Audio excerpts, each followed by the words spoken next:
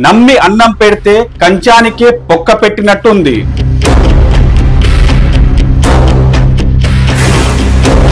ఇరవై నెలలు గడిచినా ఇప్పటి వరకు ఎలాంటి అభివృద్ధి జరగలేదు.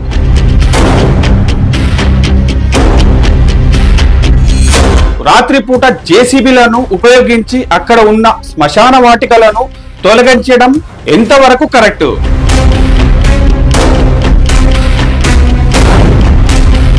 రాబోయే రోజుల్లో ముస్లింలతో మీరు తీవ్ర వ్యతిరేకత ఎదుర్కోవచ్చు.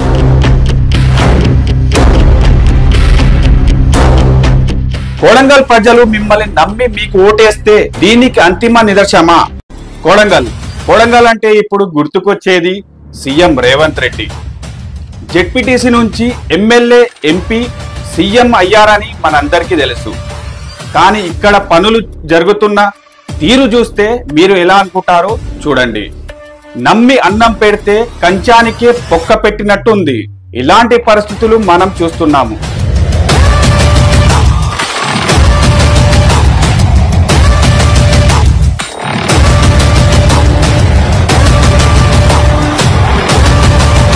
కొడంగల్లో అసెంబ్లీ ఎన్నికల తర్వాత కాంగ్రెస్ అధికారంలోకి వచ్చిన తర్వాత రేవంత్ రెడ్డి కొడంగల్ నియోజకవర్గానికి అభివృద్ధి చేయడానికి 5,000 కోట్ల నిధులు తీసుకొచ్చారనే పుకార్లు మరియు పత్రికలలో, మీడియా ఛానళ్లలో హడావడి తప్ప వాస్తవానికి ఇక్కడ జరిగింది ఏమీ లేదు.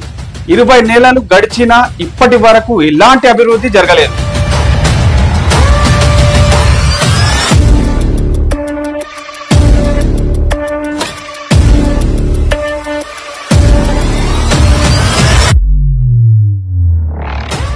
అర్ధరాత్రి 2 గంటలకు పోలీస్ స్టేషన్ పక్కన ఉన్న దర్గాను కూలగొట్టడానికి జేసీబీలను ఉపయోగించారు. 200 ఏండ్ల నాటి దర్గాను, 3 శ్మశాన వాటికలను రాత్రిపూట కూల్చివేశారు.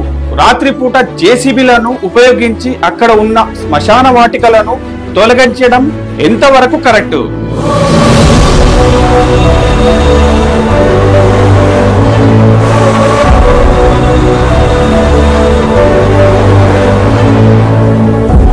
రాబోయే రోజుల్లో ముస్లింలతో మీరు తీవ్ర వ్యతిరేకత ఎదుర్కోవచ్చు. కొడంగల్ ప్రజలు మిమ్మల్ని నమ్మి మీకు ఓటేస్తే దీనికి అంతిమ నిదర్శనమా?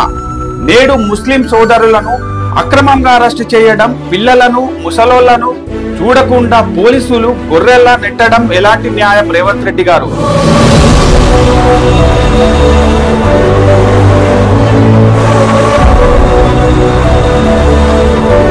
రోడ్డు పనులను చేస్తున్నప్పుడు, నోటీసులు ఇచ్చినప్పుడు అక్కడ నివసించే వారు వినకపోతే చర్యలు తీసుకోవాలి. కొడంగల్ మైనారిటీ సోదరులను మోసం చేశారు. గెలవటానికి ముందు ఆయన పెద్ద వాగ్దానాలు చేసి గెలిచారు. కేసీఆర్ గారు మొత్తం తెలంగాణను అభివృద్ధి చేశారు. కానీ ఏ ఒక్క పేదవాడి గుడిసె కూడా కూల్చలేదు.